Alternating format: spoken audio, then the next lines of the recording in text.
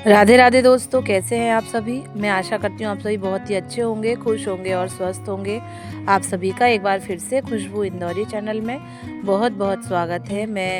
इडली मैंने जो है फ्राई करी हैं, तो ये आप देख रहे होंगे कि पहले मैंने इडली बना ली थी और इडली बहुत ही थोड़ी सी बनाई थी दोस्तों। आज मुझे दोपहर का खाना नहीं बनाना है, एक जगह निमंत्रण में जाना है, तो मेरे हस्बैंड बोलते हैं कि मेरे लिए तो तू इडली फ्राई कर दे।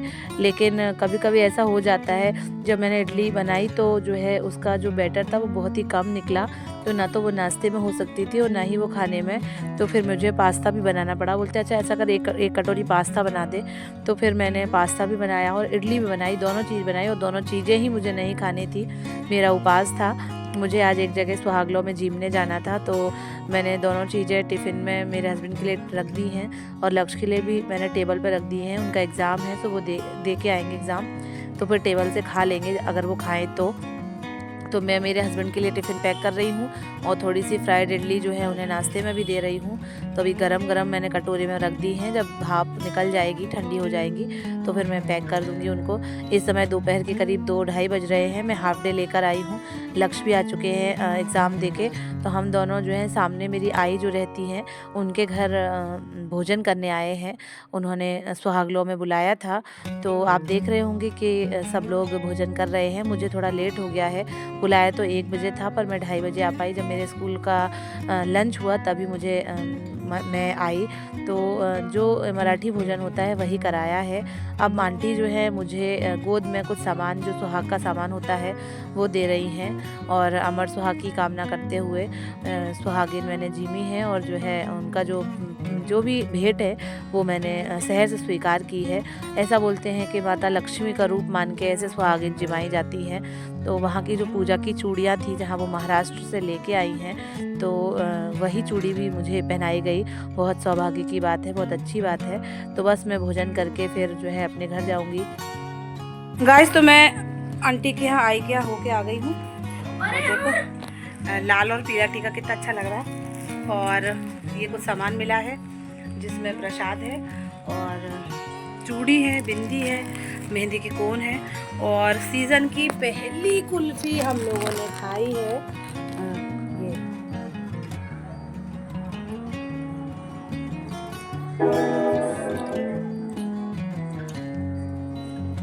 सही, अच्छी लग रही।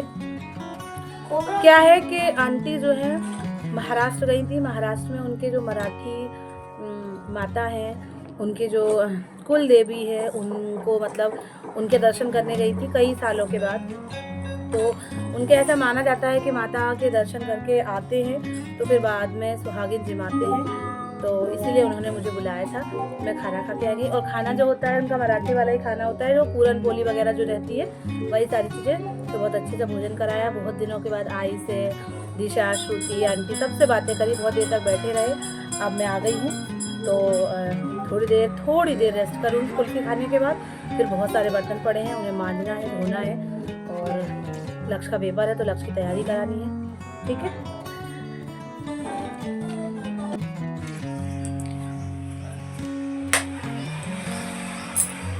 गाइस, इस समय शाम के 4:30 बज रहे हैं, बल्कि 4:45। तो सुबह के बहुत सारे बर्तन पड़े हुए हैं, तो मैं जा रही बर्तन मांजने, फिर मेरे कोचिंग के बच्चे आ जाएंगे। कल मेरा बैग जो है, सॉरी ये झोला मेरा जो है स्कूल में ही छूट गया था, तो टाइम हो गया था और दूसरी क्लास में रखा था, लॉग वगैरह पढ़ रहे थे, तो मैंने कहा कि चलो रहने दो, कोई बात नहीं। और आज इत्तेफाक से टिफ़िन ले भी नहीं जाना था, तो फिर मेरे को ज़रूरत भी नहीं थी। तो देखो कितने टिफ़िन निकल रहे हैं। 1, 2, इसमें रायता गया था, उसमें सब्जी गई थी, इसमें रोटियाँ गई थी और इसमें कुछ और भी है डिब्बी। ठीक है। और इसमें क्या गया था, इसमें शायद चावल थे कि जाने नमकीन थी, कुछ था।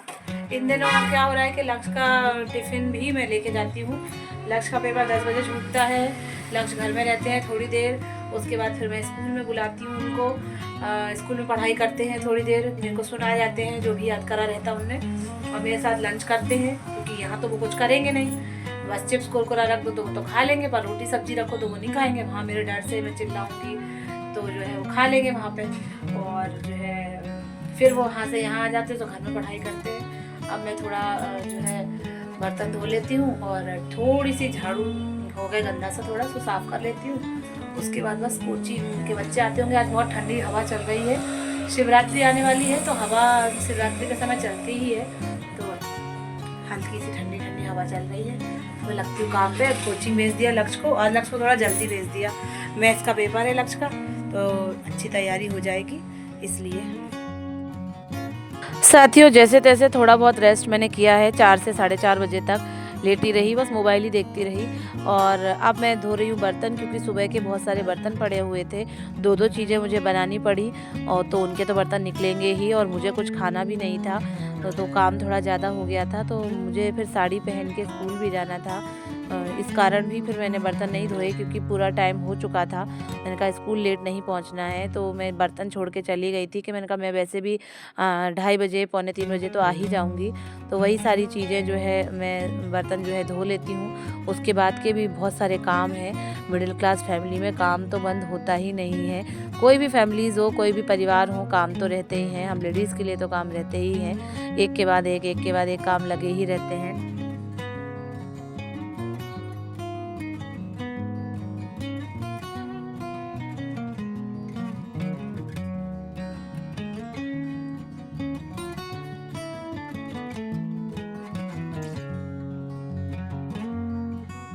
गाइस, मैंने बर्तन तो धो दिए हैं, अब किचन भी साफ़ कर रही हूँ, स्लैब साफ़ कर रही हूँ, गैस का स्टैंड भी साफ़ कर रही हूँ। सुबह तो मैं सब छोड़-छाड़ के ऐसे ही चली गई थी।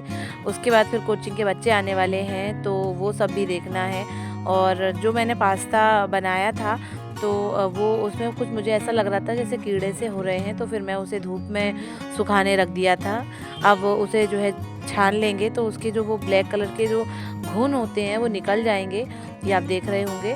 तो फिर उसको फिर से डब्बे में भर के रख देंगे। कुछ-कुछ चीज़ों में धूप दिखाना बहुत ज़रूरी रहता है, नहीं तो इस तरीके से कीड़े पड़ जाते हैं। चने की दाल हुई, मसूर की दाल हुई, इन सब चीज़ों में भी। अब मैं दिखाती हूँ मुझे क्या-क्या मिला है, शाम का समय है, तो मैं तो वहाँ से आके ऐसी ही पन्नी रख दी थी। अब ये एक ब्लाउज का पीस है, उसमें एक हैंकी है, बिंदी का पत्ता है, और ये एक मेहंदी का कोन है, जो सुहाग का सामान होता है। उसके बाद एक पान भी है, जो कि बहुत टेस्टी था। और आंटी जो है महाराष्ट्र के बहुत सारे मंदिर घूम के आई हैं, जो उनके कुल देवी के मंदिर भी थे, तो उनका भी प्रसाद था।